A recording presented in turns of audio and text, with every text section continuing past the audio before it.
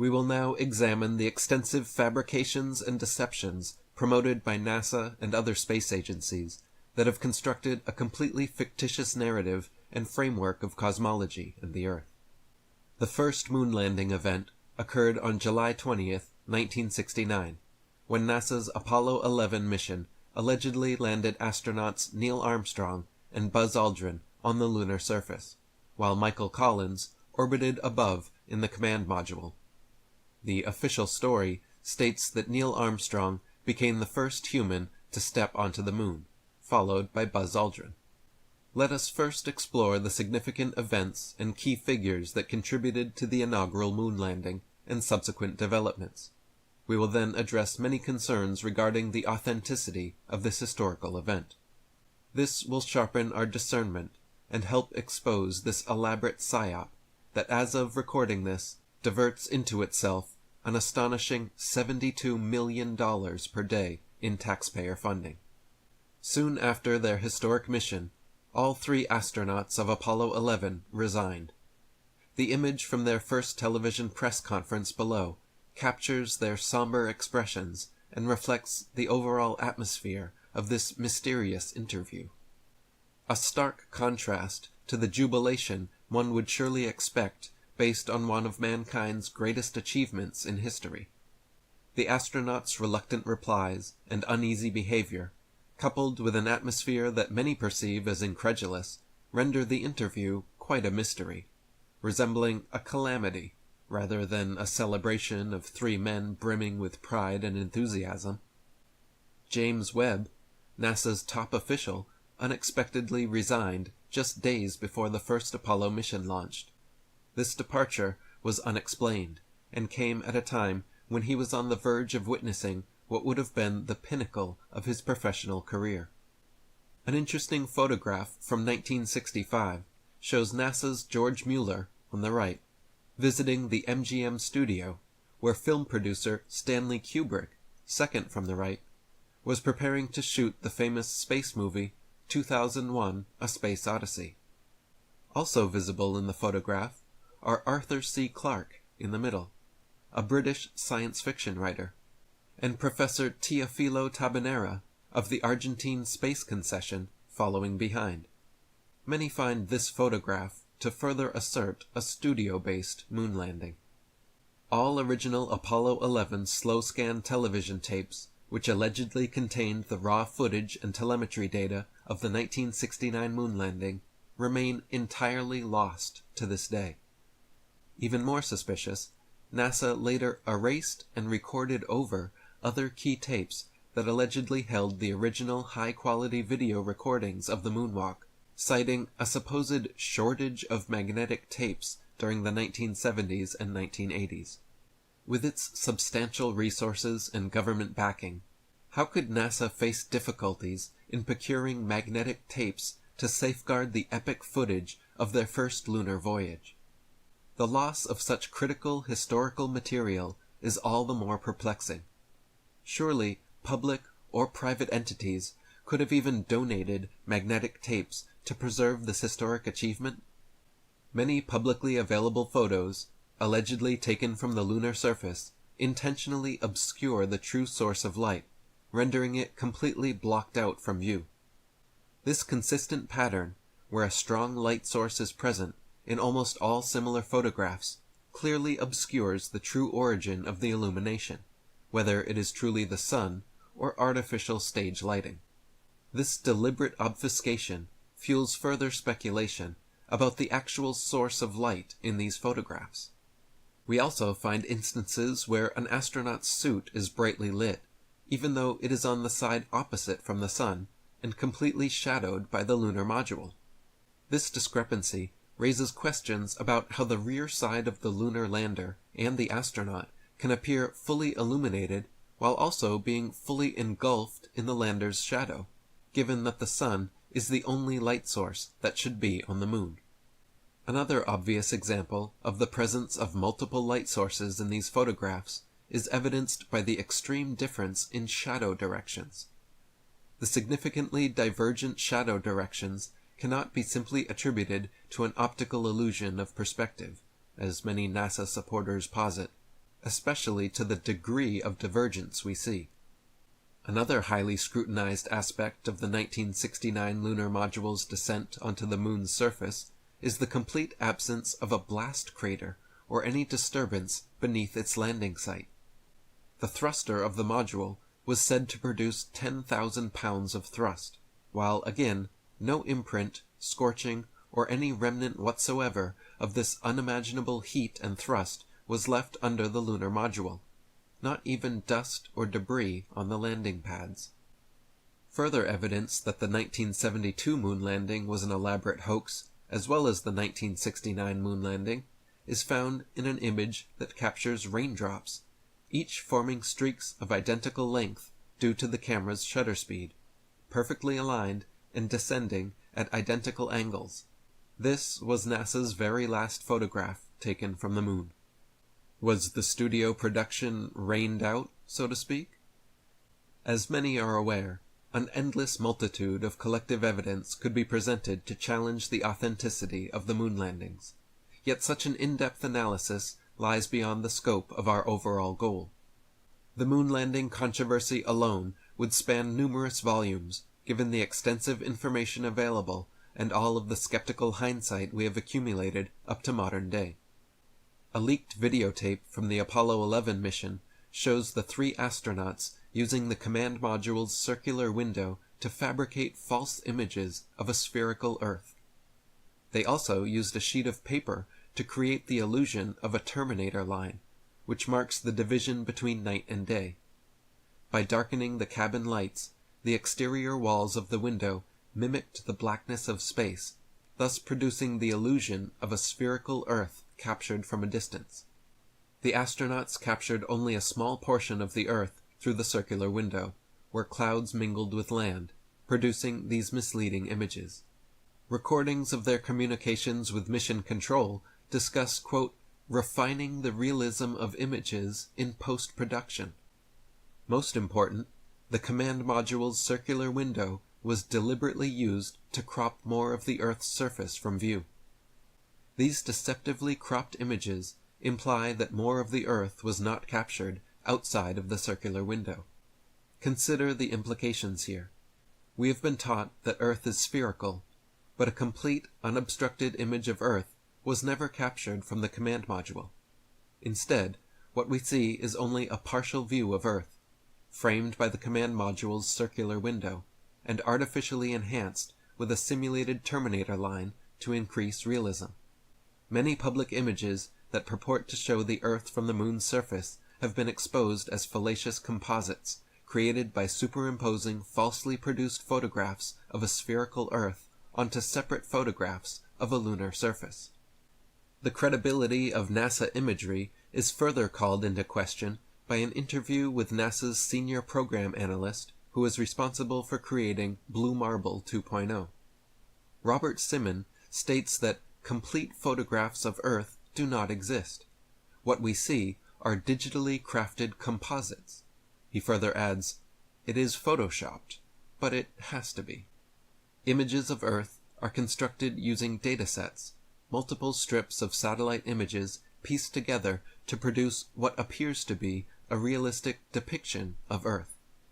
This further solidifies doubts about the authenticity of photographic evidence from the Apollo 11 mission. How can we place any real trust in these images, or any others, when NASA's own senior program analyst admits that there are no complete photographs of the Earth?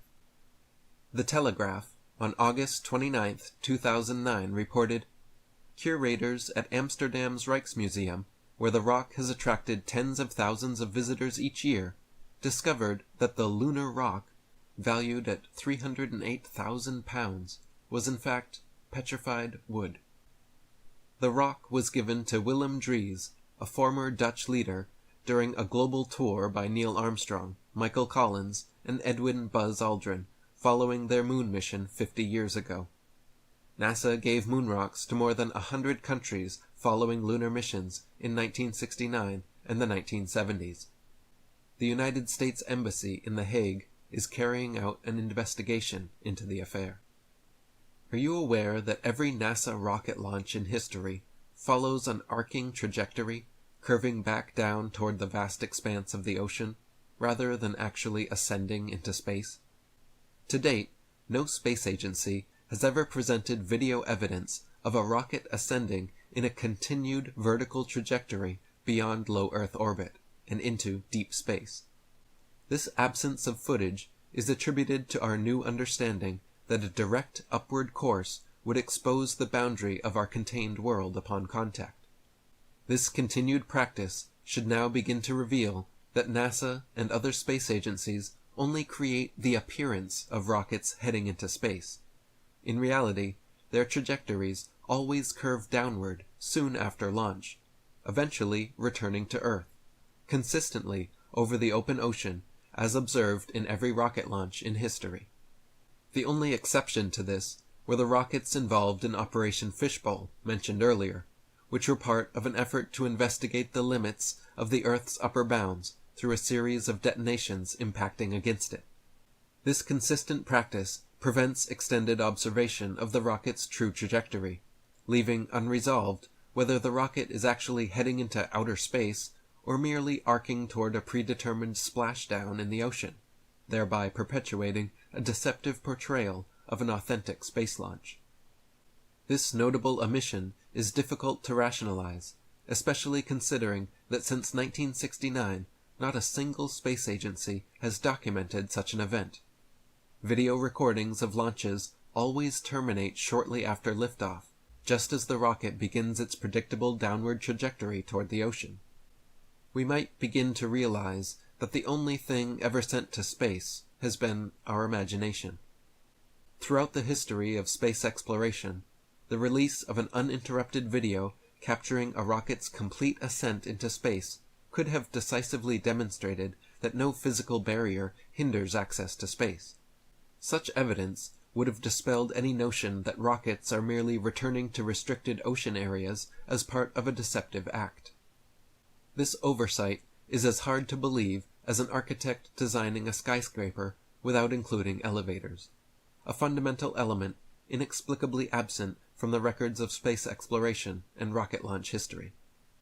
The behavior of amateur rockets as they ascend to higher altitudes is both remarkable and significant to our discussion, particularly as they demonstrate clear interactions with this upper boundary in question. Unlike rockets launched by NASA and other space agencies, which always follow a deliberate arcing trajectory back toward the Earth, amateur rockets ascend directly upward. In 2014, Go Fast Sports launched a rocket that broke world records for altitude and speed. Intriguingly, the rocket abruptly halted at 73.1 miles in altitude, as if caught in quicksand, without any explosion or visible damage. This sudden stop clearly revealed an interaction with an unseen boundary. Surprisingly, the rocket was neither destroyed nor visibly damaged, and successfully reached an orbital phase. In 2017, SpaceX's Falcon 9 rocket grazed along a mysterious upper layer, creating an effect similar to gliding on a liquid surface, complete with visible ripples and waves. The following images document the event, displaying a trail that resembles rippling water streaming behind the rocket. This visual phenomenon manifests upon contact with the mysterious boundary, showing no prior signs of this effect before impact. NASA astronaut Don Pettit in 2016 stated, "I'd go to the moon in a nanosecond. The problem is, we don't have the technology to do that anymore. We used to, but we destroyed that technology, and it's a painful process to build it back again." How can we reasonably accept that more than 50 years after the last moon landings in 1972, the technology from a far less advanced era is now beyond recovery? Displayed here is a series of official NASA Earth images spanning from 1972 to 2015. These images display several noticeable inconsistencies, including variations in the sizes of continents. When viewed in color at high resolution on NASA's website, they strikingly resemble cartoons.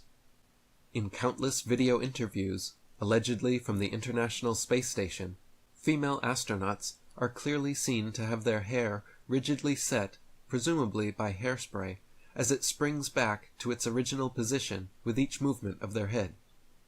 This lack of natural free-flowing movement stands in contrast to what one would anticipate in an authentic zero-gravity setting of space.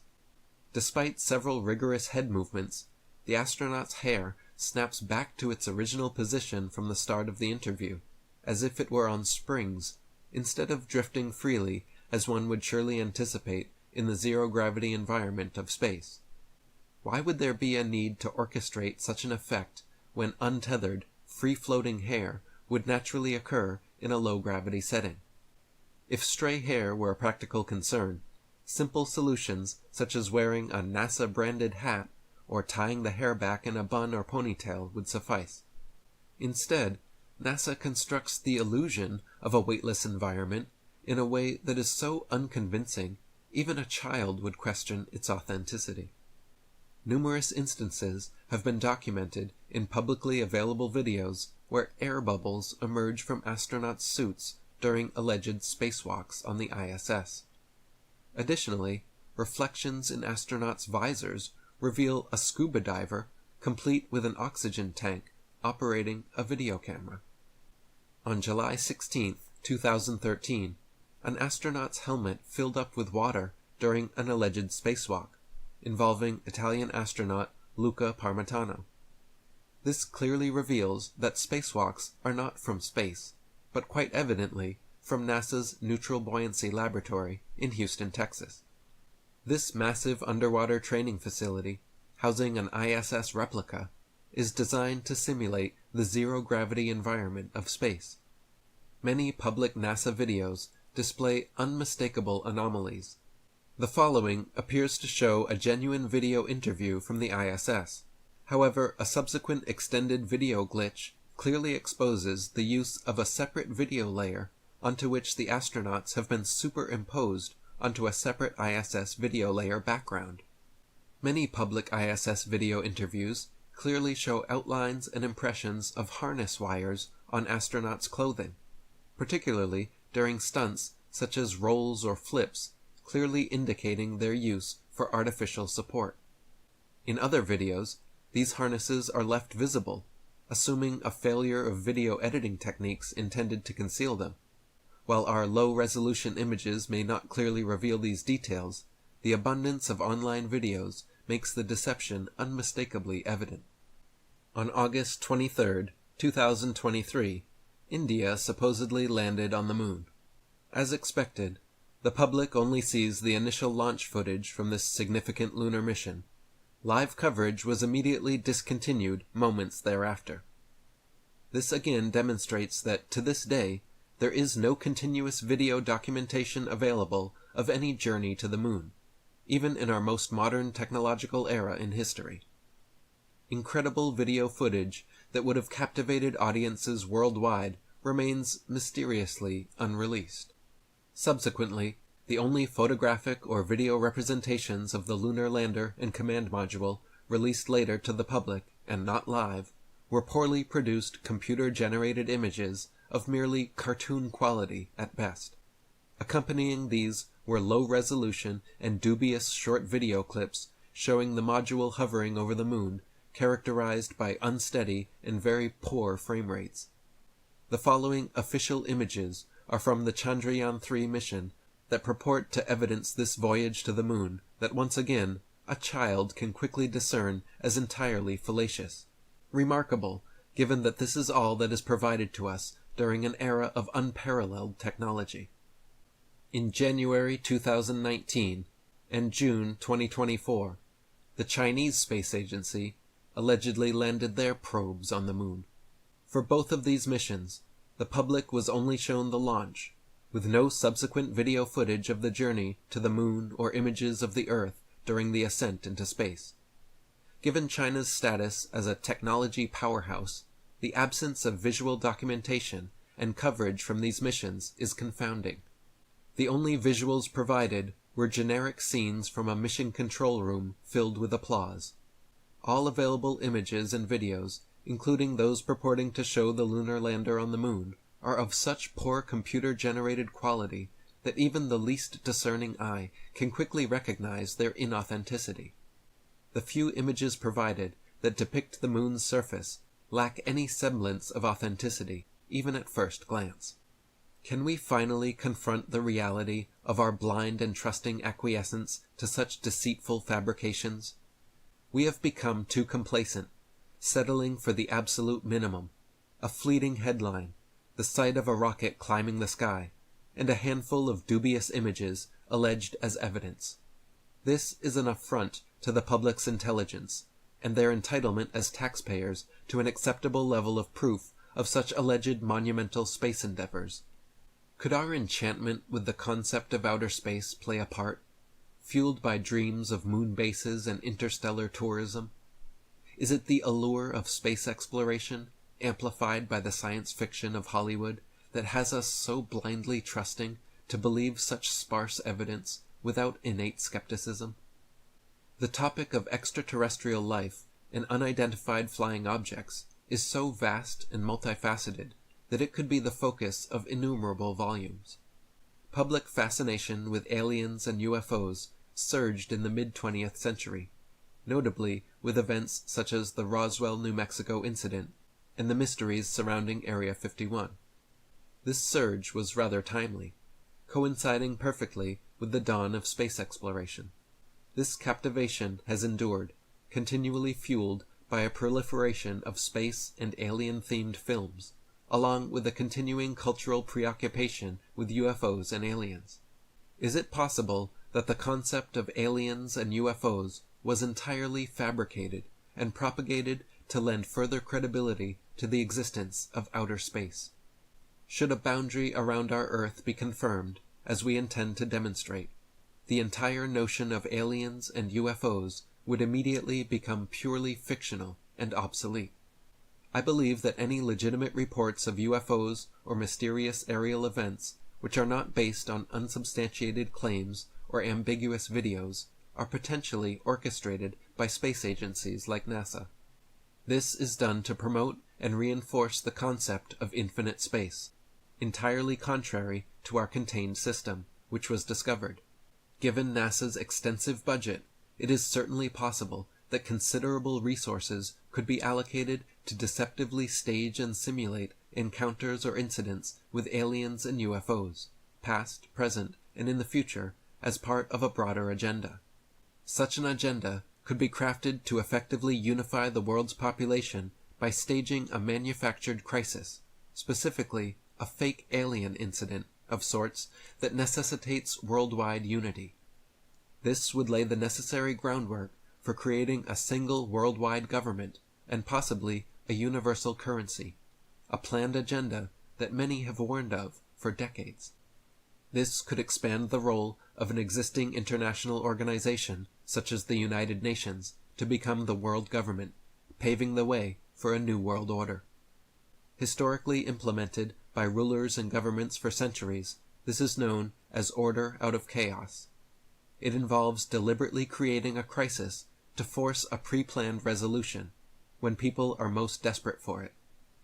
This agenda might not be as hard to imagine, given that the Latin phrase novus ordo seclorum, new order of the ages, has long been inscribed on the US $1 bill, quite synonymous, to say the least. It is also noteworthy that the US $1 bill features pagan symbology, such as the all-seeing eye, alongside imagery reminiscent of a pyramid from ancient civilizations.